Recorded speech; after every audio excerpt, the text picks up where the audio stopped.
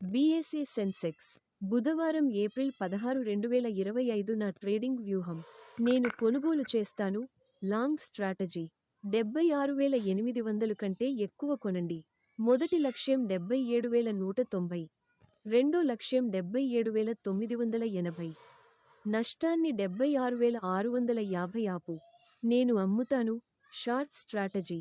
76,700 కంటే తక్కువ అమ్ముతాను. మొదటి లక్ష్యం 76,410. రెండో లక్ష్యం 76,110. మూడో లక్ష్యం 75,710. నష్టాన్ని 76,850 ఆపు. డిస్క్లైమర్: పైన పేర్కొన్న సమాచారం కొనుగోలు లేదా అమ్మకం సిఫార్సు కాదు. స్టాక్ మార్కెట్లో ఏదైనా స్థానం తీసుకునే ముందు దయచేసి మీ ఆర్థిక సలహాదారుడి సలహా తీసుకోండి. దయచేసి ఛానెల్ను సబ్స్క్రైబ్ చేయండి.